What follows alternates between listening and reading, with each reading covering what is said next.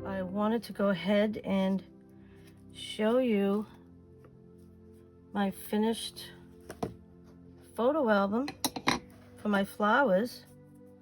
These are just flowers that I've grown in my garden and that I've photographed. I love to take pictures of flowers. So this book was made out of a Dollar Tree gift bag. Believe it or not, it's very sturdy now because I lined it inside with chipboard, which is thick. And then I covered it with scrapbooking paper. And then I just put these beautiful flowers in my gusseted pocket. You can see that the pocket is nice and deep. And I did go ahead with this is my fingernail file. I use it for everything. I went ahead and I checked to make sure that all the the side seams and the bottom seams were open so that it is a fully gusseted pocket, which it is. You can see how much room there is in there. So what I did was I put some parchment paper inside the pocket. I glued on the flower, and then I put another piece of parchment on top of it so that it wouldn't stick to anything while it was drying. And I did go ahead and I used this tacky glue. You can use like this Aleene's, this is Elmer's, and it works really good. I was having trouble with my other glues, so this one is like a backup for me. I usually use this for attaching the lace onto a cover or just the cover itself. It works beautifully. It's strong and it dries relatively quickly, unlike Fabri-Tac, which takes a really long time to dry.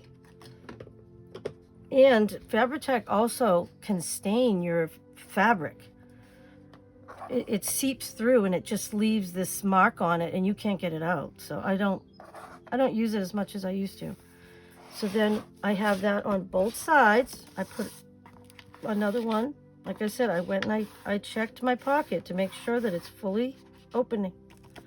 It opens fully. And then I have my beautiful flower on there. I want to show you where I got that flower from. I don't know if I showed the other day. I went to a thrift store and I bought 4 of these placemats and I just thought they were beautiful. They're machine made, but I don't care. I just want the flowers. So I cut 2 of the flowers out and then I did go ahead and I cut the whole thing up. I kept these 3 flowers together and then I cut everything else out so I can use them individually when I'm stitching onto things. I just thought it was beautiful. Just thought I'd let you know what I used and where I got it from. So both sides are done. The back is pretty much very similar to the front. And I did go ahead and I put lace on the spine. There's scrapbook paper underneath it, but then I put lace on it. I don't know, I always put lace on my journals and photo albums. I just love the way it looks. And this I used pictures from a calendar, beautiful flower pictures. That's what gave me the idea of turning this into a photo album. And on the back of each page is craft paper. And on the front of each page is a beautiful flower. There's 6 pages. Feels like there's another one. There is. There's 6 pages in here, and each one has the craft paper on the back. So I can put 4 photos or maybe some smaller ones, and I can get like 24 pictures in here, which is plenty for me.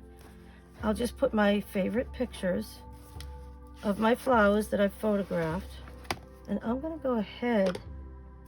Oh, and I also wanted to show you, I decided to put corner protectors on. I love these. I use them on most of my books and journals. And the ones on the back, I show the pattern or the design on the inside.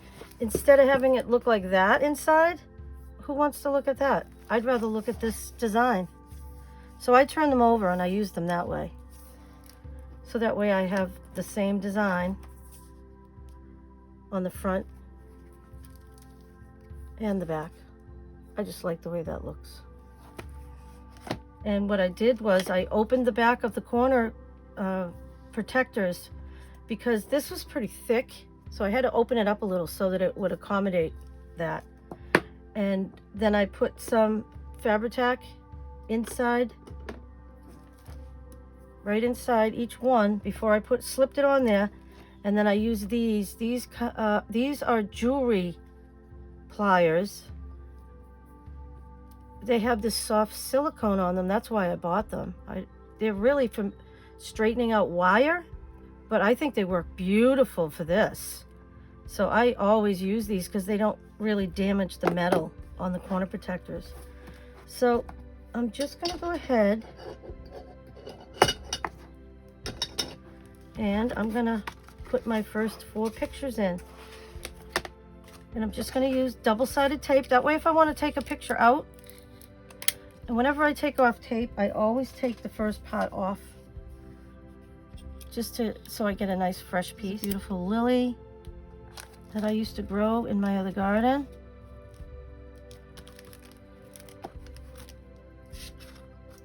This is a columbine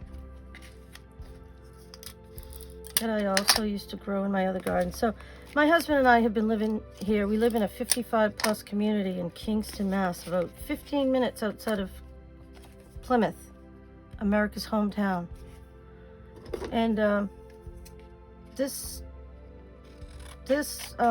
a mobile home community, but each mobile home is on a house lot. So everyone is juxtaposed to each other, so nobody's right on top of each other. Because we had looked in other mobile home parks and we were like, oh my God, I could not live that close to other people. We found this place. This place is a gem, and we each have our own house lot, and it's beautiful. And it's all surrounded by forest, and we love it here. But the soil is very acidic. You cannot plant any plants in the ground because of the pine trees. It kills them. So everything that I do right now is in pots, unfortunately. But eventually we want to we want to use some raised beds for vegetables and gardens. We will eventually at some point.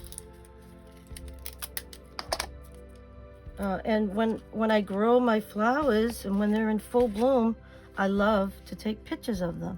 I've been doing it for years.